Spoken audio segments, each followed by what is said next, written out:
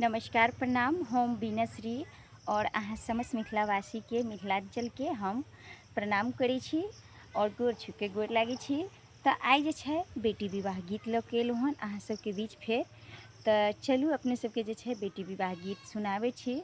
और एखन जे छै देखैत हेबै कि देख लियौ हम अपना गाय के बथानी पर ही गीत शूट करै छी और अपने सबके सुनाबै के लिए। तऽ चैनल पर है तो जरूर सब्सक्राइब कर लेब और गीत हमर नीक लागत तो वीडियो के लाइक करब, ज़्यादा से ज़्यादा शेयर करब, कमेंट में बताएब केहन लागे हमर गीत। बेल आइकन सेहो दबा लेब ताकि बेल आइकन दबेबै तो जते जे छै नव गीत सब हैत उ सब अपने सबके बीच पहुँचत। नहीं तो की हैत कि पुराना ही गीत जे छै अपने सबके बेल आइकन नहीं दबा पाबै छी। कते हमर माय बहिन सब छथिन जे कहै छथिन कि अहाँके नया गीत आबे नहीं करैया, तै चलते कहै छी अहाँ सब जे छै बेल आइकन जरूर दबाएब। आ बेल आइकन दबेबै तऽ नव नव गीत जे छै देखात, नहीं तो जे छै पिछले गीत सुनबै। चलू अहाँ सबके जे छै गीत सुनाबै छी। मरबा के काते काते घूमथिन जानक जी के, मोती जाका झरइलो रहे। मरबा के काते काते घूमथिन जानक जी की, मोती जाका झरइलो रहे। हमार जे धिया के ये बियाहत के यो करत पति पाल। हे हमारो जे धिया से के ये बियाहता की, के ये करत पति पाल। हे तना बचनिया जब सुनलन श्री रामचंद्र, पहुँचल जानक दरबार। हे तना बचनिया जब सुनलन श्री रामचंद्र, पहुँचल जानक दरबार।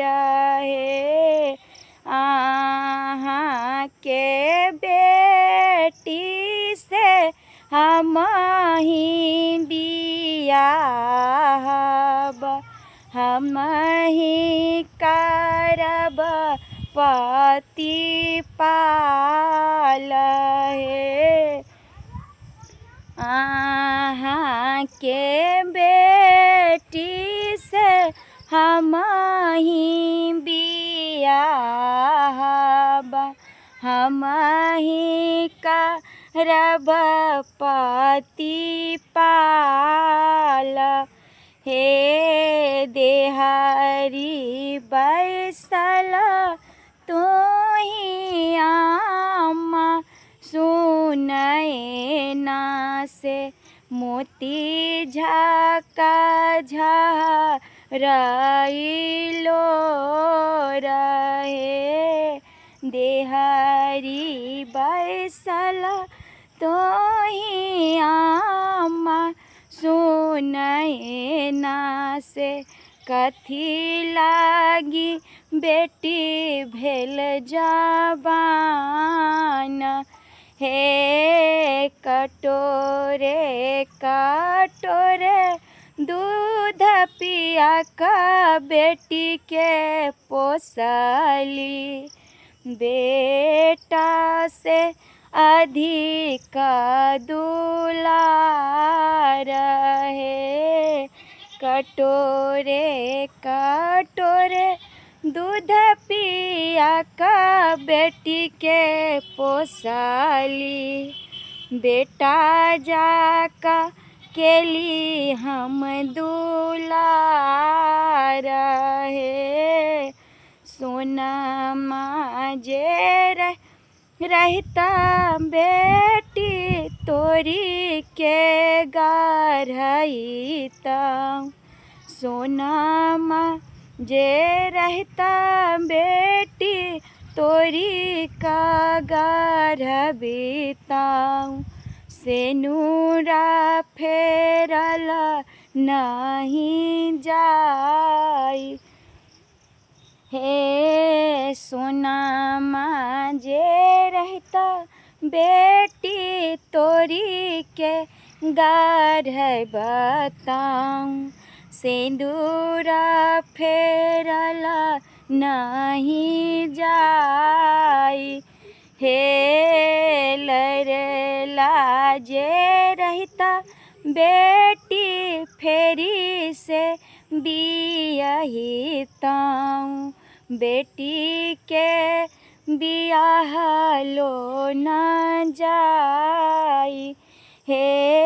बेटा जे रहता बेटी फेरी से बियाहता, बेटा बेटी के बियाह लो न जाई हे। मरबा के काते काते भैया जी जे घूमथिन, नैना से झरई लो रहे। हम रो बहिन साये के बियाहता, के यो करत पति पाल हे। तना बचनिया जब सुनलन श्री रामचंद्र, पहुँचल जनक दरबार हे। अहाँ के बहिन से हम बियाहब, हम ही करब पति पाल हे। दुअरा बैसल भाभी कनथिन हा कनलो रकथी लागी, ननद भेल जाबान। दुआरा बैसल भाभी कनथिन हा कनलोरा, कथी लागी ननद भेल जाबान हे। लड़िका जे रहतौ ननद फेरी से बियाहितौ, बेटी के बियाह लो न जाई हे। सिंध सोनमा जे रहतौ ननद तोरी के गारबतौ, हम सोनर सिंदूरा फेरल नहीं जाई